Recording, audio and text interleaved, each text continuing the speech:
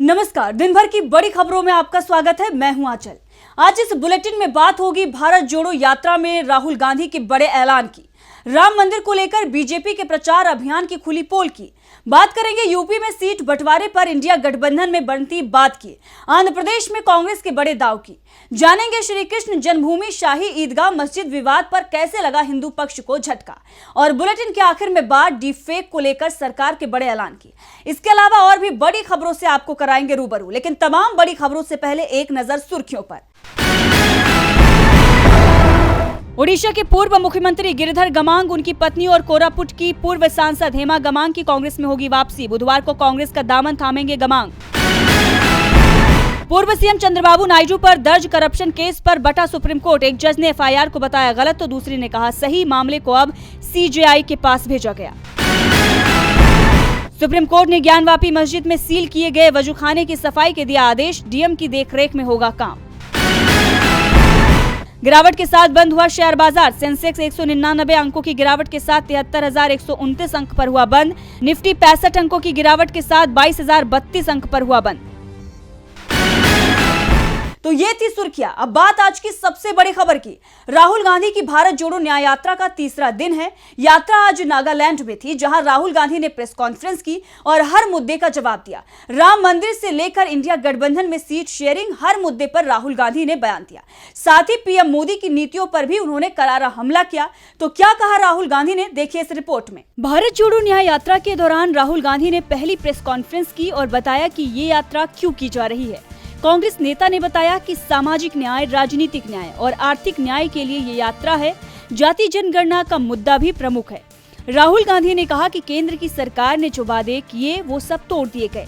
नागालैंड में सरकार ने वादे पूरे नहीं किए। मणिपुर में क्या हुआ पूरे देश ने देखा। ये यात्रा देश को जोड़ने की है। राहुल गांधी ने इंडिया गठबंधन में सीट शेयरिंग को लेकर भी कहा कि अलायंस चुनाव लड़ेगा और जीतेगा। सीट शेयरिंग को लेकर हमारी बातचीत जारी है। ज्यादातर जगह आसान है, कुछ एक जगह पर थोड़ा मुश्किल है, लेकिन सीट शेयरिंग का मुद्दा हम आसानी से सुलझा लेंगे। दूसरे मुद्दे भी हैं, छोटी मोटी समस्याएं होती हैं जो दूर हो जाएंगी। हम सब एकजुट हैं, कोई भी नाराज नहीं है। 22 जनवरी को अयोध्या में होने वाला रामलला के प्राण प्रतिष्ठा का कार्यक्रम को लेकर भी राहुल गांधी ने कहा कि प्रधानमंत्री नरेंद्र मोदी और आरएसएस का फंक्शन है, इसे चुनावी फायदे के लिए इस्तेमाल किया जा रहा है। शंकराचार्य और धर्माचार्यों ने भी इस राजनीतिक कार्यक्रम में नहीं जाने का फैसला लिया है, इसीलिए कांग्रेस अध्यक्ष ने इस कार्यक्रम में नहीं जाने का फैसला लिया है। जहां तक बात धर्म की है तो हम ये कहना चाहते हैं कि कांग्रेस पार्टी से जो भी जाना चाहे वो जा सकता है। राहुल ने कहा कि मैं अपने धर्म का फायदा उठाने की कोशिश नहीं करता हूं, मैं अपने धर्म के सिद्धांतों पर जिंदगी जीने की कोशिश करता हूं, इसीलिए मैं लोगों की इज्जत करता हूं, अहंकार से नहीं बोलता, नफरत नहीं फैलाता। हम नफरत और बटा हुआ हिंदुस्तान नहीं चाहते, हम मोहब्बत और भाईचारे का हिंदुस्तान चाहते हैं। राम मंदिर के कार्यक्रम को बीजेपी ने पार्टी का कार्यक्रम बना दिया है, लेकिन बीजेपी के बड़े दावे की पोल खुलती हुई नजर आ रही है। पार्टी की तरफ से यह दावा किया जा रहा है कि रामलला की प्राण प्रतिष्ठा कार्यक्रम में पीएम मोदी मुख्य यजमान होंगे, लेकिन अब जो खबर आ रही है वो बेहद चौंकाने वाली है। तो क्या है पूरी खबर, देखिए इस रिपोर्ट में। अयोध्या में 22 जनवरी को रामलला की प्राण प्रतिष्ठा होगी। 18 जनवरी को मंदिर के गर्भगृह में रामलला की मूर्ति को स्थापित किया जाएगा। प्राण प्रतिष्ठा के महाअनुष्ठान की शुरुआत हो चुकी है। इस बीच प्राण प्रतिष्ठा का मुहूर्त निकालने वाले और प्राण प्रतिष्ठा करने वाले पंडित और रामानंद सांप्रदायिक ट्रस्ट के महामंत्री की ओर से जो दावा किया गया, उससे साफ हो गया है कि पीएम मोदी प्राण प्रतिष्ठा कार्यक्रम के मुख्य यजमान नहीं होंगे। श्री राम जन्मभूमि ट्रस्ट के सदस्य डॉक्टर अनिल मिश्रा और उनकी पत्नी मुख्य यजमान होंगी। 22 जनवरी को जब रामलला की प्राण प्रतिष्ठा की जाएगी, उस समय गर्भगृह में पीएम मोदी, यूपी के सीएम योगी आदित्यनाथ, यूपी की राज्यपाल आनंदीबेन पटेल, मंदिर ट्रस्ट अध्यक्ष महंत नृत्य गोपाल दास, संघ प्रमुख मोहन भागवत के अलावा मिश्रा दंपति भी उपस्थित रहेंगे। रामलला की मूर्ति की प्राण प्रतिष्ठा का मुहूर्त निकालने वाले गणेश्वर शास्त्री द्रविड़ ने कहा कि मुख्य यजमान को पत्नी के साथ शामिल होना होता है, इसलिए पीएम मोदी गर्भगृह में प्राण प्रतिष्ठा के मुख्य अनुष्ठान के समय उपस्थित तो रहेंगे, लेकिन मुख्य यजमान नहीं होंगे। प्राण प्रतिष्ठा कराने वाले मुख्य आचार्य पंडित लक्ष्मीकांत दीक्षित ने कहा कि प्राण प्रतिष्ठा में मोदी आएंगे, प्राण प्रतिष्ठा में शामिल भी होंगे। बाकी 7 दिन की पूरी पूजा का संकल्प लेने वाले यजमान दूसरे हैं। पीएम मोदी सिर्फ प्रतीकात्मक यजमान होंगे। प्राण प्रतिष्ठा के कार्यक्रम से जुड़े दूसरे पुजारियों और ट्रस्ट के सदस्यों ने भी इस बात का समर्थन किया है। दरअसल कहा जा रहा है कि चारों पीठों के शंकराचार्यों ने रामलला की प्राण प्रतिष्ठा को लेकर जो सवाल खड़े किए थे, उसके बाद ही बीजेपी और पीएम मोदी दबाव में दिखाई दे रहे थे और शंकराचार्य के दबाव में ही ये फैसला लिया गया है। वैसे अभी भी बीजेपी नेता और मंदिर ट्रस्ट की ओर से ये दावा हो रहा है कि पीएम मोदी ही मुख्य यजमान होंगे। राम मंदिर पर भी बीजेपी मुश्किल में दिखाई दे रही है, तो उसकी यह मुश्किल इंडिया गठबंधन और भी ज्यादा बढ़ाने की तैयारी में है। बुधवार को इंडिया में यूपी को लेकर सीट बंटवारे पर बड़ी बैठक है और संकेत ये मिल रहे हैं कि इस बैठक में सब कुछ तय हो जाएगा। तो यूपी में इंडिया में किस दल के हिस्से आ सकती है, कितनी सीटें, देखिए इस रिपोर्ट में। इंडिया गठबंधन में अब सीट बंटवारे का काम तेज हो गया है। दिल्ली में कांग्रेस की 5 सदस्यों की गठबंधन कमेटी की इंडिया में शामिल दूसरे दलों से लगातार सीट बंटवारे पर चर्चा चल रही है। अधिकांश राज्यों के लिए फॉर्मूला तय भी हो चुका है, फाइनल ऐलान होना बाकी रह गया है। इस बीच अब यूपी में भी सीट बंटवारे पर चर्चा शुरू होने के संकेत मिल रहे हैं। बुधवार को कांग्रेस और सपा के बीच सीट बंटवारे को लेकर चर्चा होना तय माना जा रहा है। दरअसल कांग्रेस बीएसपी को भी गठबंधन में शामिल कराने की कोशिश कर रही थी, लेकिन बीएसपी चीफ मायावती ने गठबंधन में शामिल होने के लिए कई शर्तें रख दी और फिर अपनी ही ओर से अकेले चुनाव लड़ने का ऐलान कर दिया। इसके बाद अब यूपी में इंडिया गठबंधन में 3 दल कांग्रेस, सपा और आरएलडी के बीच सीट बंटवारे पर चर्चा शुरू हो रही है। अखिलेश यादव ने चर्चा के लिए पार्टी के प्रमुख राष्ट्रीय महासचिव रामगोपाल यादव, राज्यसभा सदस्य जावेद अली, विधायक लालजी वर्मा, विधायक संग्राम सिंह यादव व पूर्व विधान परिषद सदस्य उदयवीर सिंह की 5 सदस्यों वाली कमेटी बनाई है, जो कांग्रेस से सीट शेयरिंग पर चर्चा करेगी। सपा की ओर से दावा किया जा रहा है कि पार्टी 55 से 60 सीटें अपने पास रखना चाहती है, जबकि सहयोगियों को 20 से 25 सीटें देने को तैयार है। इसमें से कांग्रेस को 15 से 20 और आरएलडी को 4 से 6 सीटें देने का प्लान है। इंडिया गठबंधन में यूपी में सपा के पास सबसे बड़ा आधार है। ऐसे में ये तय है कि सपा ही सबसे ज्यादा सीटों पर चुनाव लड़ेगी। दावा किया जा रहा है कि इंडिया गठबंधन में शामिल पार्टियां अब जल्द ही सीट बंटवारे का काम पूरा कर लेना चाहती हैं। कांग्रेस की नजर सिर्फ यूपी पर ही नहीं बल्कि पूरे देश पर है। खासतौर पर दक्षिण से कांग्रेस को सबसे ज्यादा उम्मीद दिखाई दे रही है। यहां आंध्र को छोड़कर सभी राज्यों में सरकार इंडिया में शामिल दलों की है और अब आंध्र प्रदेश को लेकर कांग्रेस ने बड़ा दांव खेल दिया है। तो क्या है कांग्रेस का दांव, देखिए इस रिपोर्ट में। आंध्र प्रदेश में लोकसभा चुनावों के साथ ही विधानसभा चुनाव भी होने वाले हैं और चुनाव से पहले कांग्रेस ने राज्य में बड़ा दांव खेला है। 4 जनवरी को ही कांग्रेस ज्वाइन करने वाली वाईएस शर्मिला को पार्टी ने प्रदेश कांग्रेस अध्यक्ष बना दिया है। शर्मिला राज्य के पूर्व मुख्यमंत्री और कांग्रेस के दिग्गज नेता रहे वाईएस राजशेखर रेड्डी की बेटी हैं। इस समय शर्मिला के भाई जगन मोहन रेड्डी आंध्र प्रदेश के सीएम हैं।